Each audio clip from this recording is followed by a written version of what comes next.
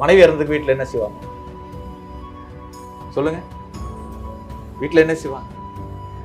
சோறு சமைச்சு ஒரு 10 பேருக்காக கொடுக்கணும்ல. அது முறை இல்லை. சாப்பாடு கொடுக்க கூட அந்த பொண்ணுக்கு வசதி. அவங்க சேர்த்து வச்சு இந்த காசுல தான் அடக்கம் பண்ணி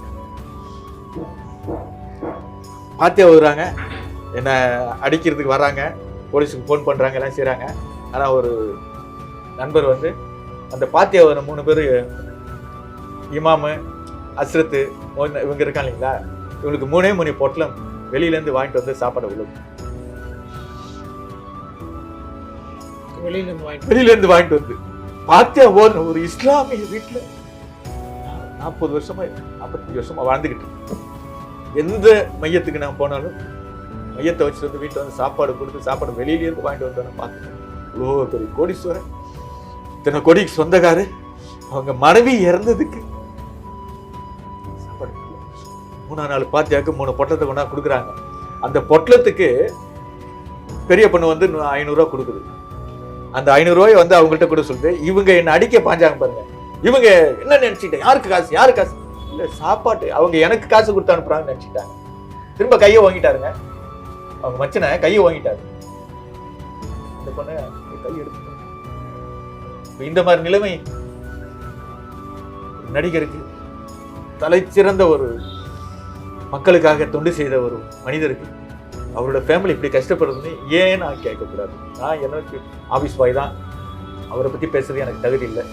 இன்னைக்கு என் மனைவி கூட நான் சந்தோஷமா வாழணும் அவர் தான், என் உயிரை காப்பாற்றின அவர் தான். எனக்கு வந்து அன்னைக்கு வந்து எனக்கு நானும் வளர்ப்பு, எனக்கும் அப்துல்லா வளர்ப்பு என்னன்ட்டு மகளாவாசிகள்ல புத்தகத்துல நம்ம புதுப்பேட்டையில மகளாவாசி கையெழுத்து போட்டது அவர் தான். அப்படி இருக்கும்போது எனக்கும் அவர் வந்து தந்தை தானே. அப்ப அவருக்கு நானும் வளர்ப்புனா அவர் வாயால சொன்னதுனால 10 வருஷம் 15 வருஷம் என்ன கூட வச்சிருந்தாரு. யாருமே வேலை கொடுக்க மாட்டாங்க, என்னை பார்த்தா யூனிட் ஆளுங்க சாப்பிட மாட்டாங்க, என்னை பார்த்தா எல்லாரும் விரண்டு ஓடுவாங்க. கடவுள் தான் படைச்ச ஒவ்வொரு மனுஷனையும் தானே கூட இருந்து கவனிச்சிக்க முடியாதுங்கிறதுக்காகத்தான் தனக்கு பதிலாக தாயை படைச்சான். அந்த தாயும் மகனோட கடைசி காலம் வரைக்கும் கூட வர முடியாதுங்கிறதுக்காகத்தான் மனைவியை படைச்சான். என்னை பொறுத்த வரைக்கும் தாயும் தெய்வம் தான், பஞ்சாபியும் தெய்வம் தான். பணக்காட்சி தேவையில்லை சார், உங்களுக்கு ஒரு நாள் பார்க்கணும், ஒரு நாள் அவர் கூட நான் பேசணும் அப்படித்தான் ஆசைப்பட்டாங்க. 1 மாசம் 1.5 மாசம் ராமநாதபுரத்தில் ஹாஸ்பிட்டலில் இருந்து பார்க்க ஆள் இல்லாம, இந்த சின்ன பொண்ணு பெரிய பொண்ணு பிள்ளைங்களை பார்க்கணும், அவங்கள பார்க்கணும் போது அவங்களால காப்பாற்ற முடியல. அவங்களும் இறந்துட்டாங்க. இறந்து எனக்கு செய்தி வரும். எனக்கு செய்தி சொல்ல வேண்டிய அவசியம் என்ன இருக்கு? கடைசி நேரம் வரைக்கும் யாருமே வந்து பார்க்கல, யாருமே பார்க்கல. ராஜ்கிரண் சார் அவருடைய சார்ந்தவங்க யாருமே வரல. அவங்க இறந்துட்டாங்க. இறந்துட்ட பிறகு எனக்கு செய்தி வந்து போதான். செய்தி வந்தா அப்ப அவங்க சொல்லியிருப்பாங்களே,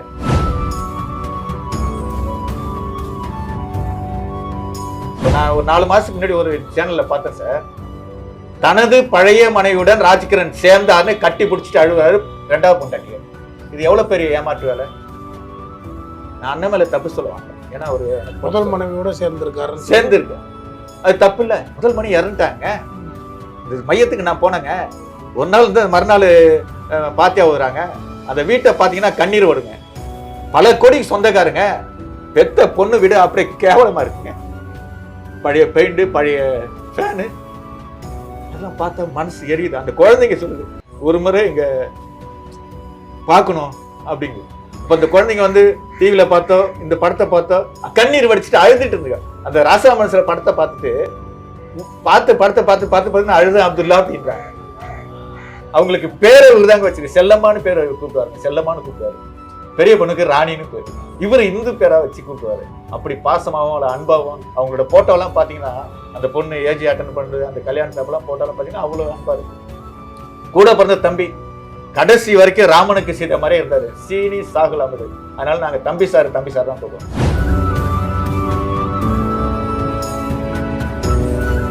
ஆட்டோ ஓட்டுநரை கல்யாணம் பண்ணிடுச்சு சின்ன பொண்ணு. யாரோட சின்ன பொண்ணு? ராஜ்கிரணோட முதல்ல 2 குழந்தைங்க இருக்கீங்களா, இந்த கவடியா மரத்துல பிறந்து சொன்ன பொண்ணு, அந்த பொண்ணு அங்க ஆட்டோ வேற கல்யாணம் பண்ணிட்டு வாழ்ந்துருக்கு. அப்ப எந்த ஏழ்மையில இருப்பாங்க? ஏன் இது ராஜ்கிரண் தெரியாதா? இல்ல தெரியப்படுத்தாது யாரு? என் மூலமா தெரியப்படுதுன்னு ஆசைப்படுறேன். வேற ஒண்ணும் இல்லை. அண்ணனை வந்து நான் குறை சொல்ல.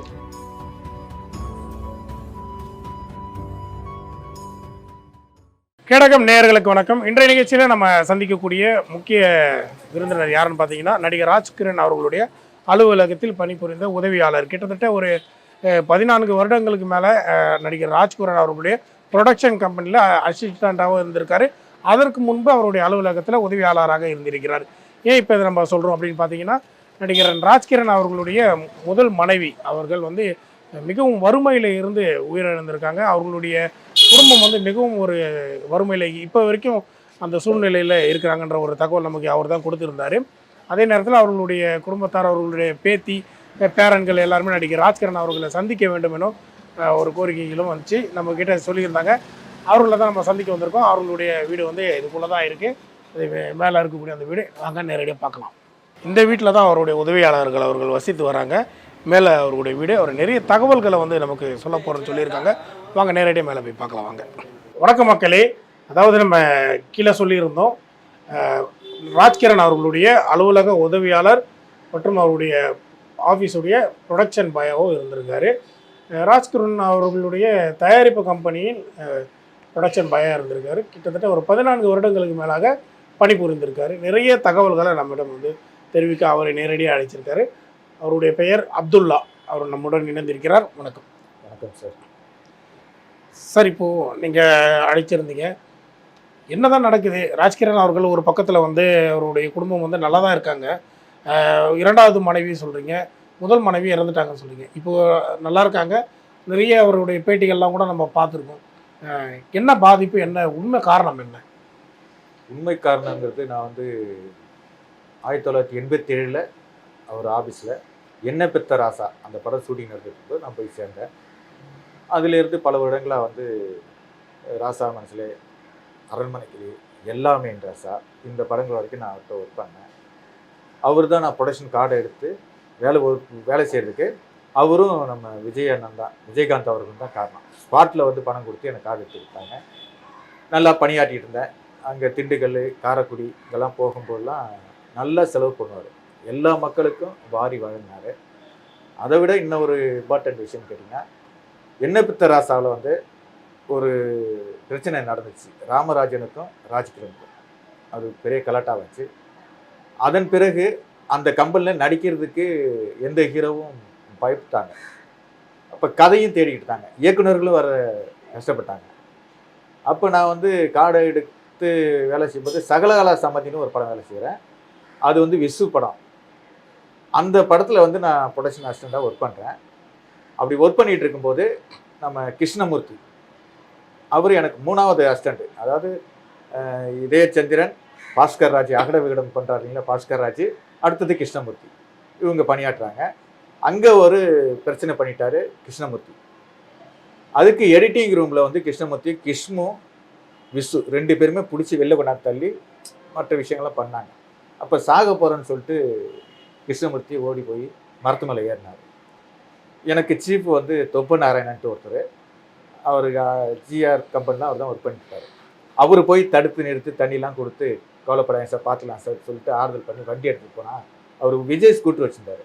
அந்த ஸ்கூட்டரை போய் எடுக்க போனாக்கா அது கீழே தள்ளி விட்டு உதச்சி எல்லாம் போட்டு உடச்சி வச்சுருந்தாங்க.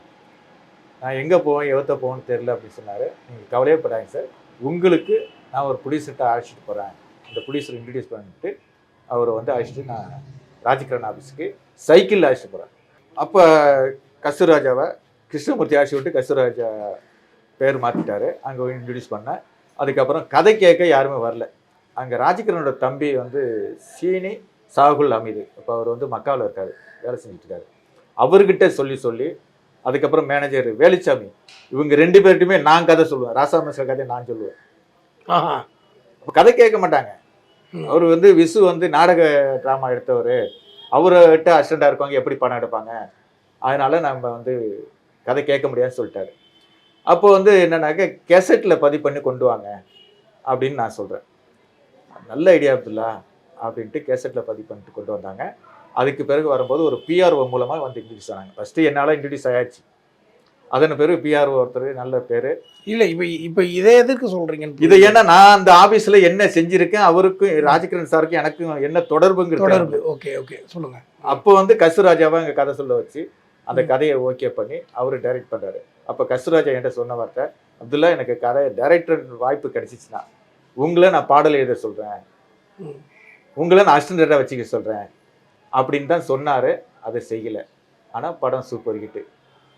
படம் நான் வேலை செய்கிறேன், ப்ரொடக்ஷன் அசிஸ்டண்டாக வேலை செய்கிறேன். ப்ரொடக்ஷன் அசிஸ்டண்டாக அது பாதி படம் நடக்கும்போது கஸ்தூராஜா சில சிலுமிசங்கள்லாம் செஞ்சு பாதி படத்தில் அவர் அனுப்பிச்சிட்டாங்க. மீதி படங்கள்லாம் பண்ணிட்டு ராஜ்கிரண் ஷார்ட்கட் சொன்னது வந்து நம்ம சாரபாபு சுப்ராஜ், அப்புறம் ரவிகிரன்ட்டு ஒரு ஸ்டோரி ரைட்டரு, அவங்க தான் ஷார்ட்கட் சொன்னாங்க. படம் சூப்பர் ஹிட்டு. அடுத்து வந்து அரண்மனைக்கு, அதில் நான் பணியாற்றேன். நான் வந்து என்னன்னு கேட்டிங்கன்னா இந்துவாக இருந்து இஸ்லாத்தில் மாறினேன். அதன் பற்றுதலில் வந்து ராஜ்கிரண் சார் என் மேலே ரொம்ப அன்பாக இருப்பார். அந்த காலகட்டத்தில் வந்து டிஸ்கஸுக்கு அங்கே போவோம். டெம்போ டிராவலில் பிடிச்சிட்டு இங்கேருந்து கீழக்கரை போகிறது, கீழக்கரையில் போய் தங்கிடுறது, அம்மா வீட்டில் சமைக்கிறது, நைட்டான ஒரு 10 பேருக்கு சாப்பாடு கொடுக்குறது. முதல் மனைவி அவர்களுடைய அம்மா முதல் மனைவி அம்மா தாய் தந்தை வீட்டுக்கு கீழக்கரை அங்கே தான் போயிட்டு சாப்பிடுவோம். 2 நாள் 3 நாள் இருப்போம். டிஸ்கஸ் முடிஞ்சு வந்துடும். அதோட இங்கே வந்துடும். சரி. அதன் பிறகு வந்து அரண்மனை கிளி வந்து இளையராஜா தயாரிப்பு, அது சூப்பர் ஹிட் ஆயிடுச்சு. அப்போ என்ன பண்ணிட்டாரு, அவங்களோட பிஸ்னஸ் இதில் வந்து ஒரு ஏலக்காய் எஸ்டேட் தோட்டம், அது இளையராஜாட்ட இருந்து ராஜ்கிரன்ட்ட கொடுத்தாங்க. அப்போ ராஜ்கிரண் வந்து என்ன பண்ணிட்டாருன்னா ஃபேமிலி எங்கே ஆசோன்னு ஆசைப்பட்டார். அப்போ கௌரியா மடம் அங்கே வந்து இளையராஜாவோட பழைய வீடு இருந்துச்சு. அந்த வீட்டை வந்து ரெடி பண்ணி ராஜ்கிரண் ஃபேமிலி இங்கே வருது. இப்போ முன்னாடி போய் சாப்பிட்டது கொண்டது எல்லாம் அந்த அரியா பொண்ணுங்க அரியா பிள்ளைங்க அப்படி இருந்தாங்க. இங்கே சென்னைக்கு வந்த பிறகு அவங்களுக்கு தேவையானதெல்லாம் யாரை பண்ணுவான், தம்பி சார் பணம் கொடுப்பாரு, சைக்கிளில் போவேன், அவங்களுக்கு தேவையானது வாங்கி கொடுப்பேன். அந்த பொண்ணு வந்து ஸ்கூலில் சேர்த்து விட்டோம். அந்த பொண்ணு சைக்கிளில் சமயத்தில் அழைச்சிப்போம், காரில் அனுப்பிச்சிடுவாங்க. சில நேரங்களில் வந்து என்ன அனுப்புவார் தம்பி சார். இப்போ வந்து அவங்களுக்கும் எனக்கு ரொம்ப அந்யோன்யம் ஆயிடுச்சு. அம்மானு கூப்பிடுவேன், அவங்க அப்பச்சி கூப்பிடுவேன், அந்த ஒரு இதில் இருப்பேன். அப்போ 2வது பொண்ணு அங்கே தான் பிறகுது. நல்லா புரிஞ்சுங்க. முதல் மனைவிக்கு முதல் பொண்ணு இங்கே வந்து சேர்த்தாச்சு ஸ்கூலில். 2வது பொண்ணு கவுடியா மடத்துல பிறக்குது. பிறந்த அன்னைக்கு தம்பி சார் என்ன பண்ணிட்டாரு, அப்துல்லா இங்கே வந்து மார்ட்டின் ஒரு ட்ரெஸ்ஸு கடை இருந்துச்சு, அங்கே போயிட்டு என்கிட்ட 500 ரூபா பணம் கொடுத்து இருக்கிறதுல காஸ்ட்லியாக ஒரு ட்ரெஸ் எடுத்துருவா அப்படின்னு 2வது பொண்ணுக்கு ட்ரெஸ் நான் எடுத்து வந்து கொடுக்குறேன். தம்பி சார் கொண்டு அந்த குழந்தைக்கு போடுறாரு. தம்பி சார்னா யாரு? ராஜ்கிரனோட தம்பி. ராஜ்கிரண் அவருடைய தம்பி. சீனி சாகுல் அமீது. சரி. இப்படி முதல் மனைவிக்கு பிறந்த 2 குழந்தைங்க, பெண் குழந்தைகள் இருக்கு. அந்த 2 பெண் குழந்தைகளோட நிலைமை இன்னைக்கு எப்படி இருக்கு யாருக்கு தெரியும்? பேட்டியில பாக்குறேன், முதல் மனைக்கு நான் எல்லாம் கொடுத்துட்டேன், தலாக் கொடுத்துட்டேன், முதல் மனைக்கு விவகாரத்தை கொடுத்துட்டேன், அவங்களுக்கு செட்டில்மெண்ட் பண்ணிட்டேன், கோடி கணக்கில் நான் செலவு பண்ணி. வழக்கு நடந்தது இல்லை, நடந்துச்சு. நடந்தா அது வழக்கு ஆடுறதுக்கு அந்த அம்மாவால முடியல, முதல் மனைவியால முடியல. வயசாகி போச்சு, நம்ம வீட்டுக்காரர் நம்மளை விட்டு போயிட்டாரு, யாருமே உதவி கிடையாது. அங்க சொந்த பந்தங்க எல்லாம் வந்து ஆல்ரெடி வந்து ராஜ்கிரண் வந்து ரொம்ப பேருக்கு பிடிக்காது அங்க கீழக்கரையில், அவங்க சொந்த பந்தம் மட்டும் தான். ஆனா ஜமாத்துல எல்லாருக்கும் பிடிக்கும், ஏன்னா எல்லாருக்கும் அள்ளி அள்ளி வாரி வழங்குவார். சரி. அப்படி வாரி வழங்கும் போது இவர் வந்து அந்த முஸ்லீம் பொண்ணை விட்டுட்டு ஒரு இந்து பொண்ணை கல்யாணம் பண்ணிட்டா இருக்கும்போது யாருக்குமே பிடிக்கல. இதனால 19 வருஷம் அவர் அங்க வரல. அந்த 19 வருஷமும் பெத்த தாய் இருக்காங்களா, அந்த பெத்த தாய் என்னைக்கா இருந்தாலும் என் புள்ள வந்துடுவான், என்னைக்கா இருந்தாலும் என் புள்ள வந்துடுவான்னு கடைசி நிமிடம் வரைக்கும் வந்து பார்க்கல. ராசா மனசுல அரண்மனை கிளி இந்த படத்துக்கு 2 தங்க காசு இருந்தீங்களா, அந்த தங்க காசை வச்சுக்கிட்டு அம்மா மையத்தாயிட்டாங்க. அம்மா அவர்களுடைய இறப்பிற்கு அவர் வரலையே. அதுதான் நான் மனசு வேதனைப்படுறது. அதுதான். அப்ப அம்மா வந்து கண்ணை மூடவே இல்லையா, அங்க உள்ள அசரத்து இமாம் எல்லாம் அந்த ஜமாத்தார்கள்லாம் வந்து கண்ணை மூடி மூடி பார்த்துருக்கேன், கண்ணை மூடவே இல்லை. அந்த கையில வச்ச அந்த காசை வந்து பிடுங்க முடியல. அப்ப எந்த அளவுக்கு மகன் மேல பாசமும் பற்றும் வச்சிருப்பாங்க. நிறைய இன்டர்வியூல சொன்னாரு, எங்க தாய் இல்லைனாக்கா நான் இந்த அளவுக்கு வந்திருக்க மாட்டேன், எங்க தாய் இல்லைன்னா நான் வந்து எப்படி வந்திருக்க மாட்டேன் அப்படி சொல்றது. பாடலாம் கூட இருக்கு, தாயனும் கோவிலில காக்க மறந்துட்ட பாவி அடி கிளியே எல்லாம் பாடினீங்களே, உலக மக்கள் தூக்கி வச்சுட்டு கொண்டாடினாங்களே, அந்த தாயோட மையத்துக்கு வராதது யார் தடுத்தா அப்படிங்கிறது. நான் ஒரு ஆபீஸ் பாய், அது ஒரு பக்கம் இருக்கட்டும். இப்போ வந்து சில காலம் நல்லா ஒர்க் பண்ணிட்டு இருக்கேன். எனக்கு மிகப்பெரிய ஆக்சிடென்ட் நடக்குது சூர்யா ஹாஸ்பிட்டலில். நான் பண்ண தவறுக்காக என் மேலே ஆசிட்டு ஊற்றிடுறாங்க. அப்போ சரத்குமாரை தெரியும், வடிவேலை தெரியும், வடிவேலையே நான் உருவாக்கியிருக்கேன், அது ஒரு பக்கம் இருக்கட்டும். விஜயகாந்துக்கு தெரியும், விஜயகாந்த் படம் ஒர்க் பண்ணிட்டு இருக்கேன் சார். அதாவது ராஜதுர்னு ஒரு படம், நான் தான் சீஃப். முருகாலையில் ஷூட்டிங்கு, நைட்டு ஷூட்டிங் முடிச்சுட்டு வீட்டில் போய் படுக்கிறேன், காலையில் இந்த பிரச்சனை. யாருமே வந்து பார்க்கலையே. கேள்விப்பட்டோன்னு மனுஷன் அப்படியே ஓடி வந்தார். ராஜ்கிரண் தான் வந்தார். சாட்சி எங்கள் பன்னீர்னு மேனேஜர் இருக்காரு, எனக்கு நண்பர் சிசர் மனோகர் இருக்காரு, எனக்கு நண்பர் துரைராஜ் இருக்காரு. இவங்கெல்லாம் வந்து அவர் ஆஸ்பத்திரியில் வந்து சூரியகுமார் எனக்கு காது நல்லா கேட்குது, எல்லாம் சுருங்கி போச்சு, உடம்பு இவ்வளோ பெருசாகிடுச்சு, நாளைக்கா இன்னைக்கான போராடி இருக்கேன். அப்போ ராஜகிரண் கேட்குறாரு, என் பையன் இதாங்க 50,000 இருக்குது, ஒரு கட்டுங்க, இன்னைக்கு 5 லட்சம் அதோட விலை, தூக்கி போட்டு காப்பாற்ற முடிஞ்சா காப்பாற்றுங்க, இல்லைன்னா வேற ஆஸ்பத்திரி கொண்டு போகிறோம் அப்படின்ட்டு. அப்போ சூரியகுமார் சொல்கிறாரு, சார் அப்துல்லா உங்களுக்கு மட்டும் பையன் இல்லை, எனக்கும் பல உதவி பண்ணியிருக்கான், இங்கே தான் இருந்தால் போவான், எனக்கு நல்லா பண்ணியிருக்கான், நான் காப்பாற்றிடுறேன்ட்டாரு. காப்பாற்றிட்டாங்க. காப்பாற்றி 1 மாதம் ஆஸ்பத்திரியில் இருக்கேன். அந்த 1 மாதத்துல 30,000 திரும்ப பில்லு எனக்கு.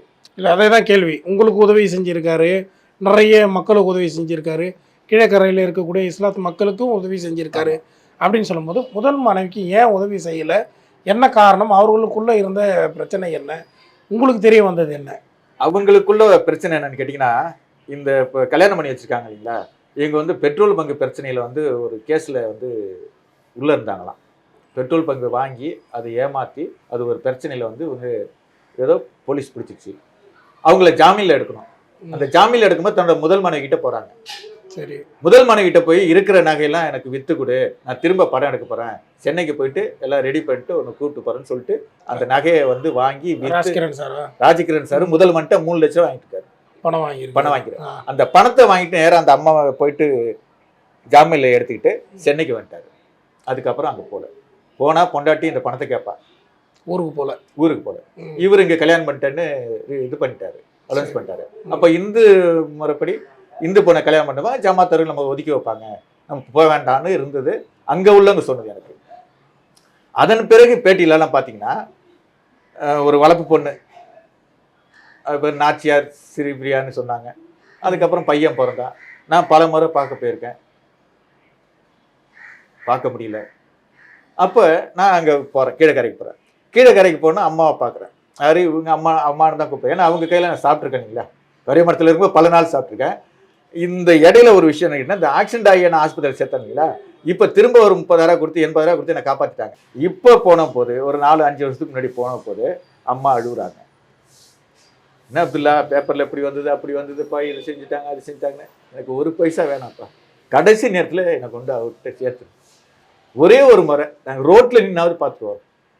இடையில 2-3 முறை வந்திருக்காங்க. சின்ன பொண்ணு கல்யாணத்துக்கு பத்திரிக்கை எடுத்து வந்து அங்கே வந்து பிரச்சனையாக்கி இந்த அம்மா என்ன பண்ணிடுச்சு, இப்போ இருக்கிற மனைவி என்ன பண்ணிடுச்சு, யாரோ 4-5 பேர் வீட்டுக்கு வந்து தகராறு பண்ணாங்க அப்படின்னு போலீஸில் கேஸ் கொடுத்துருச்சு. இதெல்லாம் பேப்பரில் வந்தது, நிறைய சேனலில் வந்தது. இதெல்லாம் பார்க்கும்போது எனக்கு மனசு கஷ்டமாக இருக்குது. ஒரு மேனேஜர் எனக்கு ஃபோன் பண்ணி பேசுகிறாரு, அவர் வந்து ரெட் ஹில்ஸில் வந்து 2 கிரவுண்டு இடம் இருந்தது, அது வந்து அந்த பொண்ணுக்கு தானே கொடுத்தாரு, அந்த சொத்து எங்கன்னு கேட்குறாரு. அவங்க ஒன்றுமே இல்லாமல் இருக்காங்க. பல கோடி நான் வந்து செலவு பண்ணி கல்யாணம் பண்ணி வச்சாரு ராஜகிரண். அவளுங்கெல்லாம் என்ன பண்ணாலும் அவளுங்களை வந்து இவர் கேட்குறாரு, ஒரு மேனேஜர், இப்போ இருக்க டுபாக்கூர் மேனேஜர். அப்போ உள்ளூரில் நான் அவங்கள சந்திச்சு, அவங்க என்ன பணம் காசு தேவையில்லை சார், அவங்களுக்கு ஒரு நாள் பார்க்கணும், ஒரு நாள் அவர் கூட நான் பேசணும் அப்படின்னு தானே ஆசைப்பட்டாங்க. 1 மாதம் 1.5 மாதம் ராமநாதபுரத்தில் ஆஸ்பத்திரியில் இருந்து பார்க்க ஆள் இல்லாமல், இந்த சின்ன பொண்ணு பெரிய பொண்ணு பிள்ளைங்களை பார்க்கணும், அவங்கள பார்க்கணும் போது அவங்களால காப்பாற்ற முடியல. அவங்களும் இறந்துட்டாங்க. இறந்து எனக்கு செய்தி வருது. எனக்கு செய்தி சொல்ல வேண்டிய அவசியம் என்ன இருக்கு? கடைசி நேரம் வரைக்கும் யாருமே வந்து பார்க்கல, யாருமே பார்க்கல. ராஜ்கிரண் சார் அவருடைய சார்ந்தவங்க யாருமே வரல. அவங்க இறந்துட்டாங்க. இறந்துட்ட பிறகு எனக்கு செய்தி வந்து போனால் செய்தி வந்தேன்னா அப்போ அவங்க சொல்லியிருப்பாங்களே. ஏன்னா எனக்கு வந்து இடையில நான் ஏர்வாடியில் இருக்கும்போது நல்லா என்னோட கல்யாண நாள் அன்னைக்கு எனக்கு என் மனைவிக்கு புடவை சட்டை எடுத்து வந்து கொடுத்துட்டு போனாங்க அம்மா. ஃபோட்டோவெல்லாம் எடுத்து வச்சிருப்பேன். அதில் அவங்க பொண்ணு என்ன சொல்லுது, ஆனால் எங்கள் ஃபோட்டோவோ எங்களை பற்றி யாருக்கும் தெரியக்கூடாது, யார்ட்டையும் பேசக்கூடாது, ஏன்னா சின்ன வாப்பான்னு சொல்கிறது. தம்பி சார் வந்து சின்ன வாப்பா, அவங்க வீட்டுக்காரர் இருக்காரு, அந்த சின்ன பொண்ணோட வீட்டுக்காரர், இவங்களுக்கெல்லாம் அங்கே உள்ள சமுதாயத்தில் வந்து கெட்ட பேர் ஆகும். கெட்ட பேர் ஆயிடுச்சு.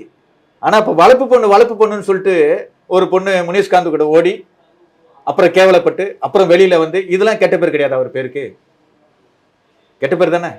அப்போ இதை நான் பார்த்துட்டு தான் நான் வந்து வெளியில் சொல்லணும்னு ஆசைப்பட்டேன். எனக்கு வந்து அவர் வந்து எல்லா உதவியும் பண்ணிட்டாரு. என்னோட கல்யாணத்துக்கு என்னோட வளர்ப்பு வாப்பா மஜித் வாப்பா இருந்தாங்க, அப்புறம் ரபி மஜித், ஜேஜே பாய், இவங்க முன்னிருந்து தான் கல்யாணம் பண்ணாங்க. ஏன்னா அங்கே தான் எனக்கு சுண்ணத்து கல்யாணம். நீங்கள் எத்தனை முறை ட்ரை பண்ணியிருக்கீங்க ராஜ்கிரண் அவர்களை பார்க்கணும்? நான் வந்து ஒரு 4-5 முறை ட்ரை பண்ணியிருக்கேன். இந்த விஷயங்கள் அவர்கிட்ட சொல்லணும்னு ஆசைப்பட்டிருக்கேன். எதுவுமே சொல்லலண்ணா நீங்களும்? உள்ளே விடலையே, கேட்டே நிக்க வச்சு அனுப்பிச்சிருவாங்களே. வீட்டுல வாசல். நான் கவிதை புத்தகம் எழுதினேன் சார். கவிதை புத்தகம் நம்ம முன்னாள் எம்பி. இல்ல நான் கேட்கறது என்னன்னா, இந்த விவகாரம் சம்பந்தமா நீங்க அவரை போய் சந்திச்சிருக்கீங்க. அதான் ஒரு கவிதை, இதுக்கு தான் சொல்ல வரேன். ஒரு கவிதை புத்தகம் வெளியிட்டிருக்கேன். ஜே.கே. ரித்தீஷ், ரவிக்குமார் வெளியிட்டாங்க. இந்த புத்தகத்தை போய் கொடுத்தா இந்த விஷயத்த சொல்லலாம்னு ஆசைப்படுறேன். அந்த புக்கை கூட வாங்கிக்கலையே, கேட்டோட வாசலோட திருப்பிட்டாங்களே. ஆள் இல்லைன்னு நினைச்சிட்டாங்க. திரும்ப ஒரு முறை வேற ஒரு கேரவன் கிளீனர் இருக்காங்களா, அவங்க மூலமா அந்த புத்தகத்தை கொடுக்குறேன். அப்பயும் கண்டுக்கல. அப்புறம் ஒரு படம் ஷூட்டிங் நடக்குது. ஷூட்டிங்ல நான் போயிட்டேன். பிரேமதாஸ்னு ஒரு டைரக்டர், அவரும் எனக்கு ஃப்ரெண்டு தான். நான் போனோன்னா அப்படியே தலையில கீழே குஞ்சிக்கிட்டாரு. பழைய ஆளுங்களை யாருமே பார்க்க கூடாது. ஏன் அப்படி இருக்காரு? என்ன காரணம்? இரண்டாவது மனைவி பழைய ஆளுங்களுக்கு சந்திச்ச பழைய ஆளுங்களை பார்த்தாக்க இவர் வாரி கொடுப்பாரு, வாரி வழங்குவாரு. நம்ம வளர்ப்பு பொண்ணா அந்த அம்மாவோட பொண்ணு கிடையாது, ராஜகிரண் சார் பொண்ணோட கிடையாது. அது வேற வகையில வந்த பொண்ணு. அந்த பொண்ணுக்கு 37 வயசாயிடுச்சு. அந்த பொண்ணுக்கு எவ்வளவு நகை நட்டு சேர்க்க முடியுமோ அதை சேர்த்துட்டு இருக்காரு.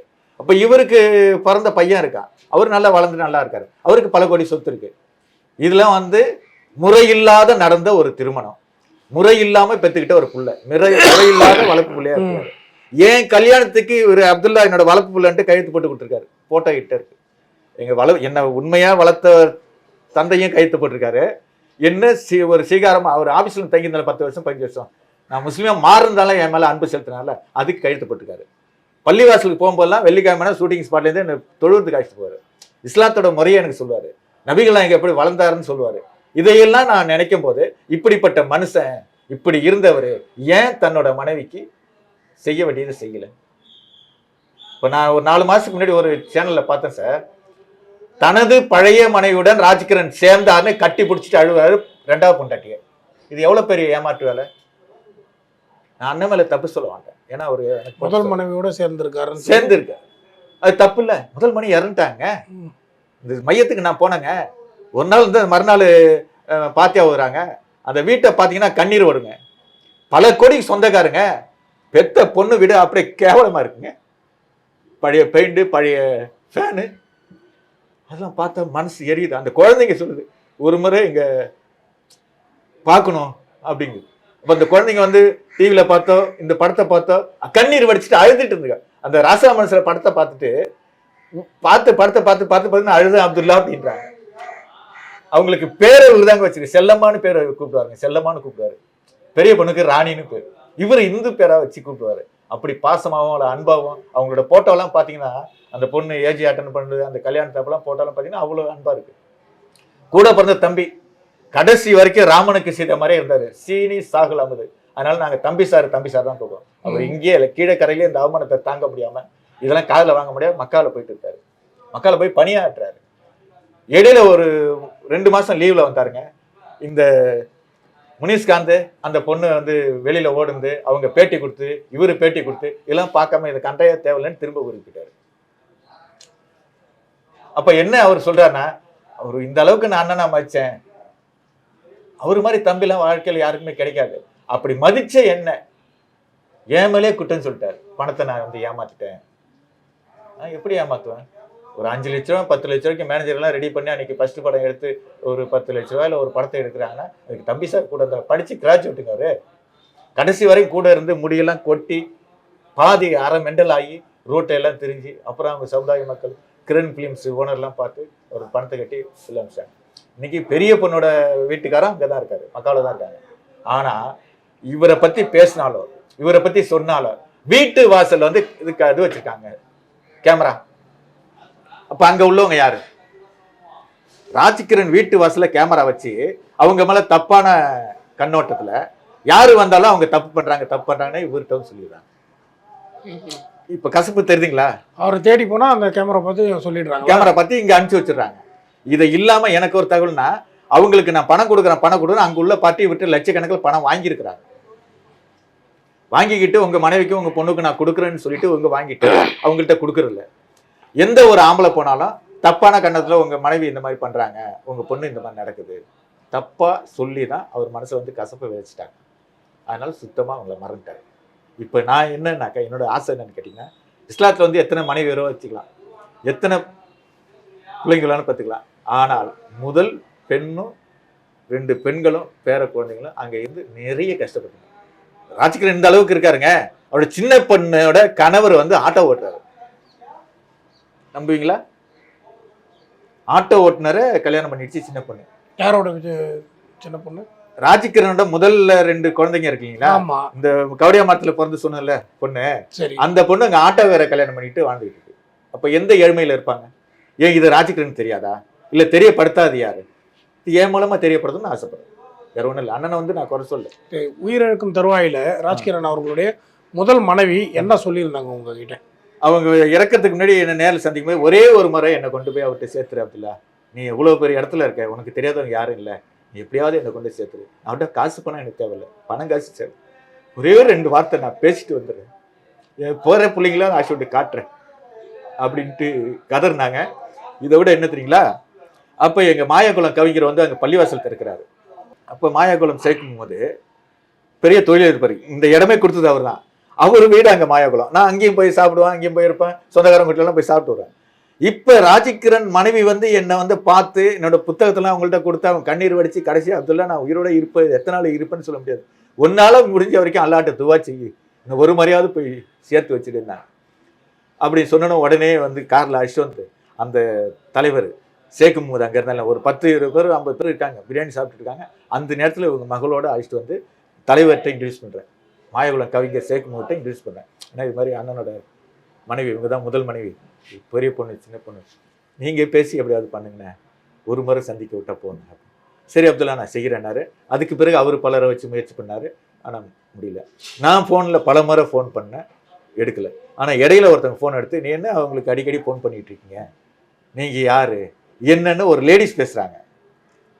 அந்த லேடிஸ் தான் வந்து அங்கே உள்ள கருப்பு ஆடு. ராஜ்கிரண் வீட்டுக்கு அவர் வராமல் இருக்கிறது அந்த லேடிஸ் தான், அவங்க சம்மந்தப்பட்டவங்க தான் அப்படிங்கிறது. அவங்க யாரு? 3வது வீடு 4வது வீடு அவங்க மச்சனனுக்குள்ள சொந்தக்காரங்களுக்குலாம். இப்போ அதை விட என்ன கேட்டேன், அவங்க மையத்துக்கு நான் போயிருந்தேன் இல்லைங்களா, முதல் நாளே என்னை கண்டுக்கல, நான் யாருன்னு அவங்களுக்கு தெரியல. 3ஆவது நாள் பாத்தியா ஓதுவாங்க இல்லைங்களா, அந்த பாத்தியா ஓதிட்டு இருக்கும்போது நான் பள்ளிவாசலேருந்து இருந்துட்டு பள்ளிவாசல் தங்கியிருந்தேன், ரூம் போட்டுவீங்க. அதுக்கப்புறம் வீட்டுக்கு போகிறேன், 2 பேர் வந்து என்னை அடிக்க வந்துட்டாங்க கீழக்கரையில. அவங்க யாரு? இவரோட மச்சான், அதாவது அம்மா இறந்தாங்க இல்லைங்களா, அவங்களோட அண்ணன் தம்பின்னு சொன்னாங்க. ஆனா இப்ப அண்ணன் தம்பி தான் வந்து இவர் வந்து கிட்ட, அவங்க எல்லாருமே அவர் கூட ஒன்னாதான் இருக்காங்களா? ஒன்னாதான் இருக்காங்க, எந்த ஹெல்ப் பண்றது கிடையாது. இங்க வந்து எல்லாம் பண்ணி பேசுறாங்க, பழகுறாங்க, உன்ட்ட பணமே வாங்குறாங்க. ராஜ்கிரண் அவர்களோட பேசுறாங்க. அதான் சொல்றாங்களே, 1க்கு 2 போட்டு கொடுக்குறாங்களே மனைவி. அவங்க யாரும் சொன்னீங்க? அதாவது இறந்தாங்களா அம்மா, அவங்களோட தம்பி அண்ணன், அந்த உறவு முறை ஒன்னு விட்டு சித்தப்பா பெரியப்பா அப்படிம்பாங்க. அந்த கிராமமே அந்த தெருவே வந்து வந்து ராஜ்கிரண் அவர்கள் வந்து கடைசி வரையும் வந்து ஒதுக்கி இருந்தது அவர்களுடைய முதல் மனைவி, அவர்களுடைய குழந்தைகள். ஆமா, அவ்வளவுதான், அவங்க தான். ஆமா, மற்ற எல்லார்கிட்டையும் அவர் எல்லார்ட்டையும் பேசுற போன்ல பேசிக்கிறாரு, வர சொல்லியிருக்காரு, சந்திச்சிருக்காரு. இது ஆதாரப்பூர்வமா என்கிட்ட சொல்றாங்க. சரி. அப்ப இவங்க வந்து என்ன அடிக்க வரவங்க என்ன சொல்றாங்க, நீ யாரு என்னோட மச்சானை பத்தி பேசுறதுக்கு, நீ யாரு வந்து யூடியூப்ல பேட்டி கொடுக்குறது, நீ யாரு புத்தகத்துல எழுதுறதுக்கு, நீ என் மச்சானை பத்தி எப்படி உன்னை காலி பண்ணிட்டேன், சைபர் கிரைம்ல பிடிச்சிக்கிட்டு போனை பிடுங்கினாங்க, அதை பிடுங்கினாங்க, ஆர்ப்பாட்டம் பண்ணாங்க, பைய பிடிங்கி வச்சுக்கிட்டாங்க. நான் சொன்னேன், நான் ஆபீஸ் பாய் தாங்க, ஆனா என்னோட வளர்ப்பு தந்தை அவரு, என்னோட கல்யாணத்துக்கு அவர் தான் கையெழுத்து போட்டிருக்காரு தெரியுமா உங்களுக்கு, உடனே அடிக்க வந்துட்டாங்க. போய் வீடியோ எடுறா, நீ வீடியோவில் போடுறாங்கிறாங்க. குள்ளமா சிவப்பா அவங்க தம்பி, அவங்க உயரம் தான். இப்போ அண்ணன் என்ன உயரம் இருக்காங்களோ அதே மாதிரி தம்பி, அந்த குரூப்பே வந்து குள்ளமாக தான் இருப்பாங்க. அந்த விஷயத்த நான் இது வரைக்கும் யார்ட்டையும் சொல்லுவேன். ஆனால் இப்போ ஒரு 4 மாதத்துக்கு முன்னாடி அண்ணன் இறந்துட்டாருன்னு ஒரு செய்தி, ஃபேக் நியூஸ். எனக்கு ஷாக் அடித்து ஃபோன் பண்ணாங்க.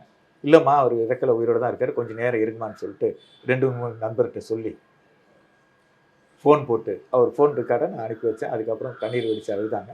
அப்புறம் என் வீட்டுக்கு வந்தாங்க, பெரிய பொண்ணு என் வீட்டுக்கு வந்து பேத்தி அழைச்சிட்டு வந்து. அது ஆமாம், இந்த உதடு வந்து அந்த பொண்ணுக்கு ஆப்ரேஷன், காவேரி ஆஸ்பத்திரி ஆப்ரேஷன், சின்ன பேத்திக்கு, ராஜ்கிரண் அவர்களுடைய பேத்தி அவங்க தான் ஆப்ரேஷன் பண்ணாங்க. அவங்க மண்ணடியில் சொந்தக்காரங்க நிறைய பேர் இருக்காங்க. சரி, ராஜ்கிரனுக்கு சொந்தக்காரங்க எங்கெல்லாம் இருக்காங்க. அவங்கள்ட்டெல்லாம் இவர் தொடர்பே கிடையாது. ஒன்லி இந்த 2வது மனைவியோட பேச்சு கேட்டுக்கிறது, வர கம்பெனியில் பணத்தை வாங்குறது, அவங்க சேஃப்டி பண்ணிக்கிறது, வேறு யாருக்கும் பணம் போகுதா போகலையாங்கிறது அது உறுதியாக தெரியாது. ஆனால் என்னை அடிக்க வந்தவங்க யார், என்னை அடிக்க வர வேண்டிய அவசியம் என்ன இருக்குது? நான் யூடியூப்பில் பேசினேன், யூடியூப்பில் போட்டேன். அதுக்கப்புறம் சிறுகதை வெளியிட்டேன். சிறுகதையிலேயே நான் வந்து அவர் பேரை போட்டு அந்த புத்தகத்தை கொடுக்க முயற்சி பண்ணேன். பார்த்தா நான் போயிட்டு வருவேன், இல்லைன்றாங்க. ஒரு நாள் பார்த்தா வேற ஒருத்தர் வந்து சொல்லுவாங்க. அப்புறம் பார்த்தா அன்றைக்கி என்னன்னு கேட்டிங்கன்னா, உளவாளிகள் வந்து ராஜ்கிரண் கிட்ட எட்டி பார்த்தாங்க. எனக்கு ஒரு கேள்வி இருக்குது சார். ராஜ்கிரண் அவர்களுடைய முதல் மனைவி உங்களை தொடர்பு கொண்டு பேசினாங்க. ஏன் வந்து அவங்க வெளிப்படையாக வந்து வெளியே வந்து ஒரு ப்ரெஸ்ஸை பார்க்கல, ஏன் வந்து சொல்லலை? இல்லை, அதுக்கு விரும்பலை. என்னன்னு கேட்டிங்கன்னா, அந்த கீழக்கரை இஸ்லாமியர்கள் இருக்குங்களா, இந்த படம் நடிக்கிறது, ப்ரெஸ் மீட்டு கொடுக்குறது, இதோ விளம்பரப்படுத்திக்கிறது விரும்ப மாட்டாங்க. ரொம்ப கனியமான ஈடுபாடு இருக்காது, அதில் ஈடுபாடு இருக்காது. இப்போவும் என்ன சொல்லிட்டாங்கன்னா, இப்போ பொண்ணு என்ன சொன்னது, ஆனால் நீங்கள் ஏதாவது பேட்டி கிட்டி கொடுத்து எங்கள் பேரகிற சொல்லி எங்கள் குடும்பத்துக்கு தெரிஞ்சு எங்கள் வீட்டுக்காருக்கு எனக்கு பிரச்சனை வந்துக்கூடாது. அது மாதிரி சின்னவாப்பா, அவங்க வந்து தம்பியை வந்து சின்னவாப்பா தான் கூப்பிட்டாங்க. சின்னவாப்பா மனசு சங்கடப்படக்கூடாது. 2 மாதம் 1 மாதம் தங்கணுன்னு வந்தவங்க இந்த பிரச்சனைலாம் காதில் வாங்கி அவருக்கு டென்ஷன் ஆகி திரும்ப கிளம்பி போயிட்டாரு. அதனால் அந்த ஒரு உறவாடு எனக்கு இருக்கட்டும் அப்படின்ட்டாங்க. இப்போ இவர் இறந்துட்டாருன்னு செய்தி போய் அது இல்லைங்கிறது நிரூபித்த பிறகு அப்போ சொன்னாங்க, சரிண்ணா விடுண்ணா, இன்னைக்கு இனிமேல் ராஜ்கிரண் சாரை பற்றி நம்ம பேச வேணாம் அப்படின்ட்டாங்க. இப்போ எந்த அளவுக்கு அந்த பொண்ணோட மனசு நொந்திருக்கும், அந்த அளவுக்கு நோக வச்சுட்டு ஒரு பேட்டி கொடுக்குறாரு. நான் முதல் மனைவியை கூட சேர்ந்து வாழ்கிறேன், சந்தோஷமா இருக்கேன், சேர்த்துக்கிட்டேன் 2ஆம் மனைவியை டிவியில் காட்டாங்க. அப்போ பத்திரிக்கையாளர்களுக்கு கொஞ்சமாவது யோசிக்க மாட்டாங்களா? முன்னாடி கொண்டாந்து காட்டுறது 2ஆவது மனைவி தான், அப்போ முதல் மனைவி இருந்தாக்க இதே மனைவி காட்டுங்களே எப்படின்னு கேட்க மாட்டாங்களா? இது ஏன் பத்திரிக்கையாளர்களுக்கு தெரியல? அப்போ வந்து அவர் தலாக் பண்ணிட்டேங்கிறாரு, ஜமாத்தை வச்சு பேசி நான் முடிச்சுட்டேங்கிறாரு, பல கோடி ரூபாய் செட்டில்மெண்ட்டு ஒரு மேனேஜர் எனக்கு ஃபோன் பண்ணி திட்டுறாருங்க. 1 மாதத்துக்கு முன்னாடி 2 மாதத்துக்கு முன்னாடி சொன்னல, கஸ்தூராஜாவும் தர கட்டவர் தான் நான் யூடியூப்ல ஒரு சேனல் போட்டேன். இதை பார்த்தோன்னா அந்த மேனேஜர் எனக்கு ஃபோன் பண்ணாரு. அது அண்ணன் ரொம்ப வருத்தப்படுறாரு, அண்ணன் வந்து உங்களை வந்து கடுமையாக விமர்சிக்கிறாரு, நீங்கள் இதெல்லாம் சொல்கிறீங்க அப்படின்னாரு. நான் சொன்னேன், அது பொய்யா இருந்தால் நான் எடுத்துடுறேன். இப்போது இந்த ராஜ்கிரண் அவர்களுடைய முதல் மனைவி அவங்க குடும்பத்தாருடைய, அவங்களுடைய பேத்தி, அவருடைய வம்சாவளி, அவங்களுடைய தேவைகள் என்ன இருக்குது, இப்போ என்ன தான் விரும்புகிறாங்க, என்ன ஒரு பாவங்கள் விரும்புறதை தவிர வேற என்ன விரும்புகிறாங்க? அவங்க தேவைகள்ட்டு பணம் காசு எதிர்பார்க்கல சார், அண்ணன்கிட்டேருந்து 1 பைசா அவங்க எதிர்பார்க்கல. இவரோட பாசத்தையும் ஒரே ஒரு முறை பேரன் அந்த பேத்தி பேரனை கொண்டு வந்து காட்டிட்டு போயிட்டா போதுங்கிறாங்க. இதுக்கு தான் அம்மாவும் ஆசைப்பட்டாங்க. அவங்க இறக்குற வரைக்கும் அது நடக்கல. இப்போ பிள்ளைங்க பேர பிள்ளைங்க சேர்ந்து வாழணும்னு ஆசைப்படுறாங்க. சேர்ந்து வாழணும்னு கிடையாது, ஒரே முறை பார்க்கணும்னு தான் ஆசைப்படுறாங்க. பார்த்தாலே போதும், எங்களுக்கு பணம் காசு தேவை. பார்க்க கூட விட மாட்டாங்களா? பார்க்க கூட விட மாட்டாங்க. அதுதான் நான் சொல்றேன். நான் இப்போ மேனேஜர்கிட்ட நான் சொல்றேன், பேசுறேன், அவன் போடி வாடின்னு பேசுறான், போடி வாடின்னு பேசுறாங்க. அவளுக்கு வந்து 2 கிரவுண்டு இடம் கொடுத்தாரு, 1.5 கோடி ரூபாய் செலவு பண்ணி நகை நட்டு கொடுத்தாரு, கல்யாணம் பண்ணி வச்சாரு முதல் பொண்ணுக்கு, அதோட என்ன வேணும் அப்படின்னு கேட்கறான். இவன் அதெல்லாம் பண்ணாரா? இல்லைங்க, சாதாரணமா கல்யாணம் பண்ணியிருக்காரு. 1.5 கோடி ரூபாய் செலவு பண்ணி நகை போட்டுன்னு இவன் சொல்றான். இந்த 3ஆவது மனுஷன் 4ஆவது மனுஷன் என்ன மாதிரி எச்சக்கலையா வந்தவன் தான் அந்த ஆபீஸுக்கு அசிஸ்டன்ட் டைரக்டரா இருந்து அப்புறம் அதில் வேலை செஞ்சு மேனேஜர்னு ஒரு முத்திரையில் இருக்காரு. ஏன்னா முன்னாடி மேனேஜர்லாம் வந்து யாரும் கிடையாது, பட்டு செல்வன்னு ஒரு பத்திரிக்கையாளர் இருந்தார், அவர் இறந்துட்டார். அதுக்கு பிறகு பார்த்தீங்கன்னா நம்ம துரை ராமச்சந்திரன், இவங்க தான் நெருங்கிய தொடர்பில் உள்ளவங்க. இவரோட சேட்டைகள் இவரோட இதெல்லாம் தெரிஞ்சோன்னா அவங்க அப்படியே விலகிட்டாங்க. இப்போ இந்த ராஜா கிருஷ்ணமூர்த்தின்னு நான் பேரை சொல்கிறாங்க. 3 மாதத்துக்கு முன்னாடி 2 மாதத்துக்கு முன்னாடி என்னை கூப்பிட்டு ஃபோனில் மிரட்டுறாரு. இதுக்கு முன்னாடி மிரட்டினாரு, அதுக்கப்புறம் நான் அவர்கிட்ட ஃபோனை பேசுறதில்ல. வாடி போடின்னு அவங்கள பேசுறதுக்கு உனக்கு என்ன தகுதி இருக்கு? இந்த தகுதி யாரு கொடுத்தா? யாரு? முதல் மனைவியை, முதல் பொண்ணை, 2ஆவது பொண்ணை வாடி போடின்னு இவர் பேசுறாரு, மேனேஜர். அப்ப என்ன உனக்கு திமிரு இருக்கும்? அவங்களோட வம்சம் என்ன, அவங்களோட பாரம்பரியம்? போறவங்க வாரவங்களுக்கெல்லாம் அள்ளி கொடுத்து இருந்த மனுஷன் தான் பெத்த பொண்ணுக்கு அள்ளி கொடுக்க வேணாம், கிள்ளி கொடுத்தா போதும் அப்படின்னு நான் நினைக்கிறேன். அவங்க சொல்லலை, அவங்க எதுவுமே தேவையில்லைன்ட்டாங்க. இப்போ இடையில வந்து இந்த வீடியோலாம் பார்த்துட்டு அண்ணா நான் உங்களுக்கு கூட நான் தகவல் தர மாட்டேனே அப்படின்ட்டாங்க. ஒரு கேள்வி இருக்குது சார். முதல் மனைவி அவங்க வாழ்ந்துருந்தாங்க, ரொம்ப வறுமையில் இருந்திருந்தாங்க, வறுமையில் தான் உயிரிழந்தாங்க அப்படின்லாம் சொல்லிங்க. ஆமாம். எப்படி இருந்தது அவங்களுடைய கடைசி காலகட்டம்? அது எப்படி இருந்தது? அவங்களுடைய வருவாய்க்கு எப்படி இருந்தது? அவங்க குடும்ப சூழ்நிலைக்கான பணங்கள் தேவைகள் அதெல்லாம் எப்படி பூர்த்தி செய்துக்கிட்டாங்க? உங்களுக்கு தெரிஞ்ச தகவல் என்ன? அதாவது 2வது முதல் பொண்ணு இருக்கு இல்லைங்களா, அந்த பொண்ணோட வீட்டுக்காரு மக்காவில் இருக்காரு. அவரு கொஞ்சம் பணம் அனுப்புவார். அது போகிறதுமான கிடையாது, அவங்க அம்மாவுக்கு அனுப்பிச்சு அவங்க குடும்பத்தை வந்து கொஞ்சம் அனுப்புவார் பொண்டாட்டிக்கு. இந்த பொண்டாட்டிக்கு அனுப்புகிற இடத்துல அவங்க அம்மாவுக்கு கொடுக்குறாங்க. இதுன்னு வச்சுங்களா. 2வது தம்பி இருக்காரு, தம்பி சார் அங்கே தான் இருக்காரு. அவருக்கு கல்யாணம் ஆகி அவருக்கு 2 பிள்ளைங்க இருக்காங்க. அவரு அனுப்புகிற பணத்தை பிள்ளைக்கும் கொடுப்பார். அவங்க மனைவி இருக்காங்க, அவங்களுக்கு கொடுத்து போக அவங்க கொஞ்சம் கொடுப்பாங்க. அப்போ இது ரெண்டுமே அவங்களுக்கு போதுமானதாக இல்லை. இப்போ ஒரு 10 பிள்ளைங்களுக்கு எங்கள் அம்மா வந்து ஓதி கொடுப்பாங்க. இந்த சின்ன குழந்தைங்க இருக்குங்களா, குரான் ஓதி கொடுக்குறது, தொழுகை கற்றுக் கொடுக்குறது, இதில் வர சில 30 ரூபா 40 ரூபா மாதம் இதான் வரும். இந்த வருமானத்தில் மிகவும் ஏழ்மையான ஒன்றும் இல்லைங்க. இருக்கப்பட்டவங்களாம் இஸ்லாத்தில் இறந்துட்டாங்கன்னா அந்த அடக்கம் பண்ணிட்டு வந்த பிறகு அங்கே பிரியாணி போடுவாங்க, எல்லா இதுவும் பார்த்துக்குங்க. ஆனால் இதே ராவுத்தர் இறந்ததுக்கும் அவரோட இறப்புக்கு பிரியாணி போட முடியல. 1000 கோடி சொத்து இருந்துச்சு, ஒரு சொத்தை கூட யார் பேர்லையும் எழுதி வைக்கல. அவருக்கு நெய் சாதம் போட்டாங்க, எலும்பு குழம்பு போட்டாங்க. அப்போ விஜய் அண்ணன் கேட்குறாரு, என்னடா குழம்புனாரு? இல்லைன்னா நெய் சாதம். அப்படியே தலையில் அடிச்சுட்டு எழுதாரு விஜய் அண்ணன். ஏன் பிறந்தநாளுக்கெல்லாம் வண்டாண்டவா பிரியாணி வச்சு கொட்டினான்டா, அவன் சாவுக்கு கூட நான் வந்து பிரியாணி போட முடியல. நான் என்னடா ஃப்ரெண்டு, நானும் சீக்கிரம் செத்துருவேன்டான்னா அவர் சொன்னது எனக்கு யார்? விஜயகாந்த் ராவுத்தர் பற்றி சொன்னது. கோடீஸ்வரன். அதே மாதிரி கோடீஸ்வரன் தான் ஒரு ராஜ்கிரண். அவங்க மனைவி இறந்தாங்களே, மனைவி இறந்ததுக்கு வீட்டில் என்ன செய்வாங்க சொல்லுங்க? வீட்டில் என்ன செய்வாங்க? சோறு சமைச்சு ஒரு 10 பேருக்காக கொடுக்கணும்ல. அது முறை இல்லை. சாப்பாடு கொடுக்க கூட அந்த பொண்ணுக்கு வசதி. அவங்க சேர்த்து வச்சு இந்த காசுல தான் அடக்கம் பண்ணிட்டாங்க.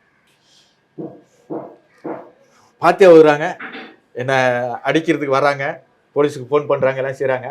ஆனால் ஒரு நண்பர் வந்து அந்த பாத்தியா வர 3 பேர், இமாமு, அஸ்ரத்து, இவங்க இருக்காங்க இல்லைங்களா, இவங்களுக்கு 3 பொட்டலம் வெளியிலேருந்து வாங்கிட்டு வந்து சாப்பாடு உள்ள வெளியிலேருந்து வாங்கிட்டு வந்து பாத்தியா ஓதுன ஒரு இஸ்லாமிய வீட்டில் 40 வருஷமா 45 வருஷமா வாழ்ந்துக்கிட்டு இருக்கேன். எந்த மையத்துக்கு நான் போனாலும் மையத்தை வச்சுட்டு வந்து வீட்டை வந்து சாப்பாடு கொடுத்து சாப்பாடு வெளியிலேருந்து வாங்கிட்டு வந்தோன்னு பார்த்துருக்கேன். இவ்வளோ பெரிய கோடீஸ்வரன், இத்தனை கோடிக்கு சொந்தக்காரு, அவங்க மனைவி இறந்ததுக்கு சாப்பாடு கொடுக்கல. 3ஆம் நாள் பாத்தியாவுக்கு 3 பொட்டலத்தை கொண்டா கொடுக்குறாங்க. அந்த பொட்டலத்துக்கு பெரிய பொண்ணு வந்து 500 ரூபா கொடுக்குது. அந்த 500 ரூபாயை வந்து அவங்கள்ட்ட கூட சொல்லுது. இவங்க என்ன அடிக்க பாஞ்சாங்க பாருங்க. இவங்க என்ன நினைச்சிட்டேன், யாருக்கு காசு இல்லை, சாப்பாட்டு அவங்க எனக்கு காசு கொடுத்து அனுப்புறாங்கன்னு நினைச்சிட்டாங்க. திரும்ப கையை வாங்கிட்டாருங்க, அவங்க மச்சனை கையை வாங்கிட்டாரு. அந்த பொண்ணை கை எடுத்துக்கொண்டு இந்த மாதிரி நிலைமை ஒரு நடிகருக்கு, தலைச்சிறந்த ஒரு மக்களுக்காக தொண்டு செய்த ஒரு மனிதருக்கு, அவரோட ஃபேமிலி இப்படி கஷ்டப்படுறதுன்னு ஏன் நான் கேட்கக்கூடாது? நான் எனக்கு ஆஃபீஸ் பாய் தான், அவரை பற்றி பேசுறது எனக்கு தகுதி இல்லை. இன்னைக்கு என் மனைவி கூட நான் சந்தோஷமா வாழன அவர் தான், என் உயிரை காப்பாற்றின அவர் தான். எனக்கு வந்து அன்னைக்கு வந்து எனக்கு நானும் வளர்ப்பு, எனக்கும் அப்துல்லா வளர்ப்பு என்னன்ட்டு மகளாவாசிகளில் புத்தகத்தில் நம்ம புதுப்பேட்டையில் மகளாவாசி கையெழுத்து போட்டது அவர் தான். அப்படி இருக்கும்போது எனக்கும் அவர் வந்து தந்தை தானே. அப்போ அவருக்கு நான் வளர்ப்புனா அவர் வாயால சொன்னதுனால 10 வருஷம் 15 வருஷம் என்னை கூட வச்சிருந்தாரு. யாருமே வேலை கொடுக்க மாட்டாங்க, என்னை பார்த்தா யூனிட் ஆளுங்க சாப்பிட மாட்டாங்க, என்னை பார்த்தா எல்லாரும் விரண்டு ஓடுவாங்க. தான் கூடவே பள்ளிவாசல் அழைச்சிட்டு போவாரு, தான் கூடவே பிரித்து வைக்க சொல்லுவாரு, அப்படியே பிரித்து வச்சுட்டு அங்கேயே உட்காந்து சாப்பிட சொல்லுவாரு. 6 மாதம் 1 வருஷம் ஒரு படமும் எனக்கு எந்த பிரச்சனைகள் நடந்தாலும், ஒரு முறை சண்டை வந்துச்சு, சண்டை வந்தோன்னே தட்டுலாம் தூக்கி போட்டு வந்துட்டேன். ஷூட்டிங்லேருந்து பாதி ராத்தில் பஞ்சாயத்து நடக்குது. அந்த மேனேஜர் நான் உயிரோடு இருக்காரு, நேற்று என்கிட்ட பேசினார். அந்த சம்பவத்தை சொல்கிறேன்ல, இந்த மேனேஜர் சம்சுதீன் அவர் பாரு, சம்சுதீன் மேனேஜர் நேற்று பேசுகிறேன், என்ன ஆச்சு அப்படில, என்ன பேசுகிற, யார்கிட்ட சொல்கிறியா போறியா, ஏதாவது ஏற்பாடு பண்ணுறியான்னு. இல்லைண்ணே பண்ணலண்ணே, பொண்ணுங்க வந்து விரும்பலைண்ணே. வேண்டாம் வேண்டாம், அவர் சாரை விட்டுடுங்க, நாங்கள் டிவியில் பார்த்துட்டு யூடியூப்பில் பார்த்து துவா கேட்டுட்ருக்கோம். ஆனால் என்னைக்கு இருந்தாலும் எங்கள் வாப்பாட ஒரு முறையாவது பார்க்கணுன்ட்டு இறைவன்ட்டு துவா கேட்கணுன்ட்டு அந்த பொண்ணு அழு. குழந்தை அங்கே இருக்கக்கூடிய பெரிய பொண்ணு.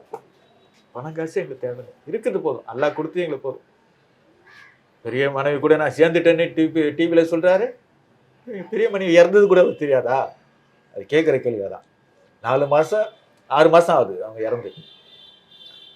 நான் வீடியோவில் போட்டிருப்பேன். 6 மாதத்துக்கு முன்னாடி அவங்க இறந்தாங்க, சாவுக்கு கூட வரல.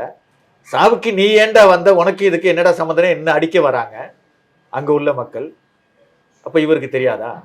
என் மச்சானை பற்றி நீ எப்படி தப்பாக எழுதுன, என் மச்சானை பற்றி எப்படி யூடியூப்பில் பேசணுன்னு கேள்வி கேட்குறாங்க. அப்ப அந்த பிள்ளைங்க அவ்வளவு கஷ்டப்படுதுல, அவங்களுக்கு கொடுக்கலையா? அப்ப இந்த வாங்கி மனக்குமரெல்லாம் உங்ககிட்ட நேரடியா அவங்க தொடர்பு கொண்டு சொன்னது? தொடர்பு கொண்டு சொன்னது. போயிட்டேன், சந்திச்சிட்டேன்ல, சந்திச்சு பார்த்து. பல முறை சந்திச்சிட்டேன்ல. என்ன பார்க்க அவங்க வந்தது, அவங்கள பார்க்க நான் போனது, வீட்டுல உட்காந்து பேசுனது, வச்சது எல்லாம் இன்னும் அப்படியே மனசுக்குள்ளே இருக்கு. ஏன்னா அவங்க தரப்புல இருந்து இது வரைக்கும் எதுவுமே சொல்லல. சொல்ல மாட்டாங்க. மறுப்பு தெரிவிக்க ஏதாவது வாய்ப்பு இருக்குமா? இல்ல, எதுவுமே சொல்ல மாட்டாங்க. அவங்களுக்கு கோரிக்கை என்னன்னு கேட்டீங்கன்னா, பணம் காசு தேவையில்லைண்ணா, ஒரே ஒரு முறை என் குடும்பத்தோட சண்டைக்கு வரல, நாங்கள் ஒம்புக்கு வரல, எல்லாரும் கூப்பிட்டு நாங்கள் அடிக்க வந்தோம் உதைக்க வந்தோம்னு போலீஸ்லாம் பிரச்சனை பண்ணியிருக்காங்க, கண்ணாடியை உடைச்சாங்க, எல்லாம் நிறைய இருக்கு முன்னாடி உள்ள தகவல். அந்த மாதிரி ஆயிடக்கூடாது. அவரை பார்க்கணும், ஒரு நிமிடம் பார்த்து வாப்பா, சௌரியமா இருக்கீங்களா, உடம்ப பார்த்துக்கு வாப்பா, துவா செய்யுங்கன்னு சொல்லிட்டு வந்தா போதும். அதோடு மட்டும் இல்லாமல் இன்னொன்று சொன்னாங்க, அவர் ஒரு ஜெயில் கைதி மாதிரி வாழ்ந்துட்டு இருக்காருண்ணா. அவங்களுக்கும் சொல்றவங்க இருக்காங்க. நேற்று இடத்துல கையெழுத்து போடுவார், கதை கேட்டால் கதை கேட்பார், மேனேஜர் பணத்தை கொடுத்தா வாங்கிப்பார், வாங்கி அப்படியே அனுப்பிப்பார். இதுதான் அவரோட வேலை. ஸ்பாட்டில் வந்தால் இப்போ நிறைய நண்பர், தம்பி உங்க ஆள் வந்தார் அப்துல்லா அங்கே ப்ரெஸ் மீட் இருக்கு, அப்போ மற்றவங்களை பார்க்குறாரு தவிர பழைய மூஞ்சியை பார்த்தாக்க திருப்பிக்கிறாரு. பழைய மூஞ்சியை பார்த்தா மூஞ்சி அப்படி குனிஞ்சிக்கிறாரு. அதுக்கு உதாரணம் என்னன்னு கேட்டிங்கன்னா, இப்போ ஒரு ப்ரெஸ் மீட் நடந்தது பிரசாட்டில், நான் முயற்சி பண்ணுறேன், அங்கே உள்ள பாடிக்காட்டு அவர் கூட இருக்கவங்க என்னை வெளில வெட்டுறாங்க. அப்புறம் அவ்வளோதானே கஷ்டப்பட்டு நம்ம எதுக்கு போவாங்க ஒன்றாச்சுங்களா.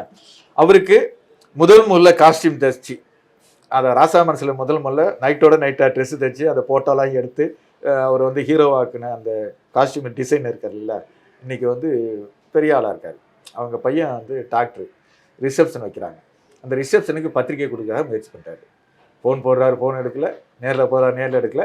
அந்த மேனேஜர் ஃபோன் பண்ணி, விட்டுரு அப்துல்லா, விட்டுரு குமார், என்ன குமார் உங்களுக்கு பத்திரிக்கை வைக்கணும், இல்லை அதெல்லாம் வேணாங்கிறாரு, அவனுங்களாம் எனக்கு துரோகம் பண்ணிட்டானுங்க, வேணான்னு சொல்கிறாரு. இவர் என்ன துரோகம் பண்ணுறாரு, குமார் என்ன துரோகம் பண்ணாரு, கடைசி நிமிடம் வரைக்கும் வேஷ்டியும் சட்டையும் கடனுக்காவது எடுத்துக்கொண்டு கொடுத்தவர் துரோகம் பண்ணிட்டாரா? அது மாதிரி இவர் சம்சுதீன், அவரு பையனு கல்யாணத்துக்குன்னு கார்டன் தேட்டருக்கு டப்பிங் பேசிட்டு இருக்காரு, அங்கே போயிருக்காரு. 2 மணி நேரம் உட்காந்துட்டு இவர் வெளியிலே வரல, பிரேக் விட்ட பிறகு வெளியில வரல. சம்சு வந்திருக்காருன்னு சொல்லியிருக்காங்க, அவ்வளோதான் உள்ளே இருந்துட்டாரு.